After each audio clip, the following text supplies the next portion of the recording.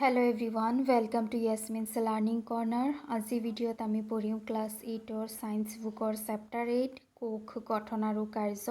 আজি ভিডিঅ'ত আমি চেপ্টাৰৰ সাৰাংশ চাম, তাৰ মানে গোটেই চেপ্টাৰত কি মেইন কথা আমি শিকিছোঁ সেয়া অকমান ৰিভাইজ কৰিম। সো প্ৰথমটো পইণ্ট হৈছে সকলো জীৱ সৰু সৰু অংশৰ দ্বাৰা গঠিত যাক অংগ বুলি কোৱা হয়। প্ৰত্যেকটো জীৱ যেনেকুৱা মানুহৰ ক্ষেত্ৰত চোৱা, মানুহ কি অংগৰে গঠিত হয়।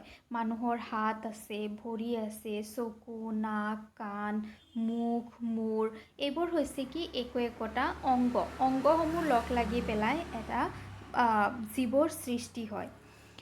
তাৰপিছত নম্বৰ 2 পইণ্ট হৈছে এই অংগবোৰ সৰু সৰু অংশৰে গঠিত।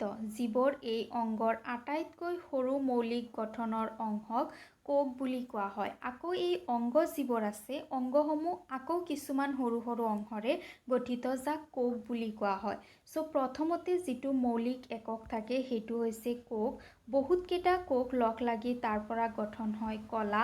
বহুতকেইটা কলা লগ লাগি তাৰ পৰা গঠন হয় একোটা অংগ। আৰু বহুতকেইটা অংগ লগ লাগি তাৰ পৰা গঠন হয় অংগতন্ত্ৰ, আৰু অংগতন্ত্ৰৰ পৰা এটা সম্পূৰ্ণ শৰীৰ গঠন হয়। নেক্সট পইণ্ট হৈছে 1665 চনত ৰবাৰ্ট হুকে এডোখৰ কৰ্কট কোষবোৰ পৰ্যবেক্ষণ কৰিছিল। তাৰমানে কোষ আৱিষ্কাৰ হৈছিল 1665ত, আৰু তেতিয়া কেৱল কোষহে মাত্ৰ আৱিষ্কাৰ হৈছিল যাক ৰবাৰ্ট হুকে আৱিষ্কাৰ কৰিছিল। আৰু তাৰ বহু বছৰ পিছত 1831ত কোষ কেন্দ্ৰৰ আৱিষ্কাৰ হ'ল, আৰু তাৰ পিছত গম পোৱা গ'ল যে কোষ কেন্দ্ৰৰ ভিতৰত কিছুমান কোষাংগ থাকে যিবোৰে বিশেষ ভূমিকা পালন কৰে, যেনেকুৱা মাইটকণ্ড্ৰিয়া আছে।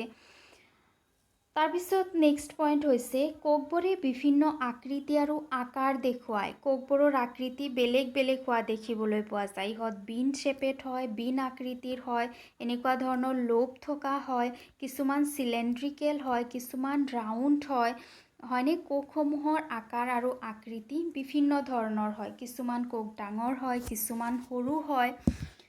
নেক্সট পইণ্ট হৈছে জীৱ বিশেষে কোষৰ সংখ্যাও বেলেগ বেলেগ হয়। বেলেগ বেলেগ জীৱৰ ক্ষেত্ৰত কোষৰ সংখ্যা বেলেগ বেলেগ হয়, আৰু এইটো জীৱৰ আকাৰৰ ওপৰত নিৰ্ভৰ নকৰে যে যদি জীৱটো ডাঙৰ হয় তাৰমানে কোষৰ সংখ্যা বেছি হয়, এনেকুৱা নহয়।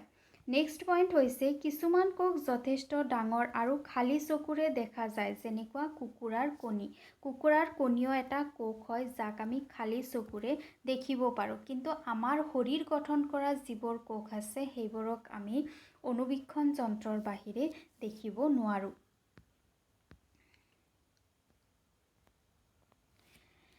নেক্সট পইণ্ট কিছুমান জীৱৰ এটা কোষ থাকে যদিও আন কিছুমানত বহু সংখ্যক কোষ থাকে। এটা কোষ থকা যেনেকুৱা আছে এমিবা।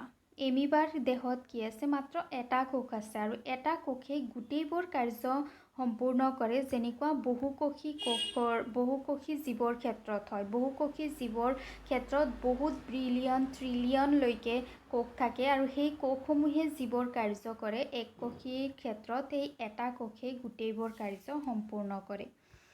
যেনেদৰে বহুকোষী প্ৰাণীয়ে বিভিন্ন কাম কৰিব পাৰে, ঠিক সেইদৰে এককোষী প্ৰাণীয়েও এটা মাত্ৰ কোষেৰে সিহঁতৰ সকলো মৌলিক কামবোৰ কৰিব পাৰে, যেনেকুৱা লৰচৰ কৰা, যেনেকুৱা পাচন, খাদ্য খোৱা, ৰেচন, এই সকলোবোৰ কাৰ্য ইহঁতে এটা কোষৰ দ্বাৰাই সম্পূৰ্ণ কৰে।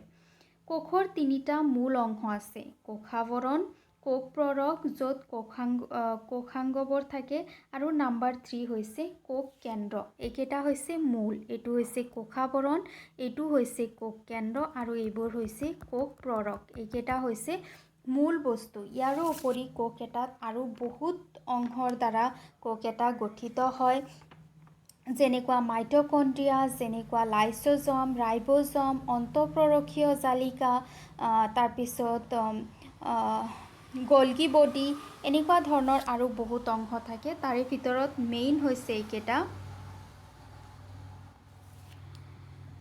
কোষকেন্দ্ৰটো কোষ প্ৰৰখৰ পৰা কোষকেন্দ্ৰীয় আৱৰণৰ দ্বাৰা আবৃত হৈ থাকে। সো মাজত যিটো কোষকেন্দ্ৰ থাকে সেইটো কোষ প্ৰৰখৰ পৰা এটা আৱৰণৰ দ্বাৰা আবৃত হৈ থাকে, যাৰ কাৰণে আমি কোষ কেন্দ্ৰটোক ছেপাৰেট বুলি গম পাব পাৰোঁ।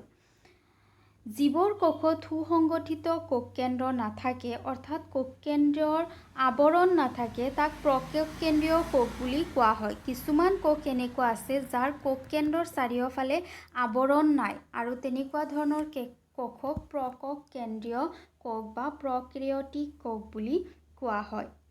উদ্ভিদৰ কোষত কোষাৱৰণৰ বাহিৰেও এখন ডাঠ বেৰ থাকে, আৰু ইয়ে উদ্ভিদ কোষক প্ৰাণী কোষৰ পৰা পৃথক কৰে। প্ৰাণী কোষৰ ক্ষেত্ৰত ইহঁতৰ কেৱল মাত্ৰ এটা কোষাৱৰণ থাকে, কিন্তু উদ্ভিদৰ ক্ষেত্ৰত দুটা বেৰ থাকে, এটা কোষাৱৰণ আৰু এটা হৈছে কোষ বেৰ, যিটো প্ৰাণীৰ ক্ষেত্ৰত নাথাকে, আৰু যাৰ কাৰণে উদ্ভিদ কোষ আৰু প্ৰাণী কোষসমূহ ভিন ভিন হয়।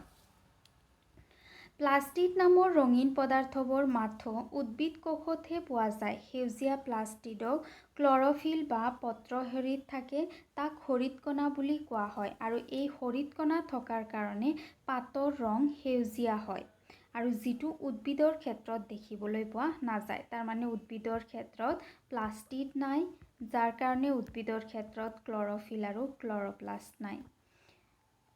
প্ৰাণীৰ ক্ষেত্ৰত উদ্ভিদ কোষত এটা ডাঙৰ ৰসধানী থাকে, আনহাতে প্ৰাণীৰ কোষত এটাতকৈ বেছি সৰু সৰু ৰসধানী পোৱা যায়। ইয়াৰ আগতে আমি উদ্ভিদ কোষ আৰু প্ৰাণী কোষৰ ছবি চাইছোঁ, য'ত আমি দেখিবলৈ পাইছোঁ উদ্ভিদৰ ক্ষেত্ৰত ডাঙৰ এনেকুৱা এটা ৰসধানী থাকে, কিন্তু প্ৰাণীৰ ক্ষেত্ৰত সৰু সৰু ৰসধানী থাকে। ৰসধানী মানে হৈছে কোষ প্ৰৰখত থকা কিছুমান গেপছ। এইখিনি আছিল আমাৰ চেপ্টাৰৰ সাৰাংশ। ইয়াতে আমাৰ সাৰাংশ কমপ্লিট হৈ গ'ল। নেক্সট ভিডিঅ'ৰ পৰা আমি কুৱেশ্যন এনচাৰ চাম। আজি ভিডিঅ' কেনেকুৱা পালা জনাবা, ভাল লাগিলে লাইক কৰিবা, বন্ধু বান্ধৱৰ সৈতে ভিডিঅ' শ্বেয়াৰ কৰিবা, আৰু চেনেল ছাবস্ক্ৰাইব কৰিবা। Thank U.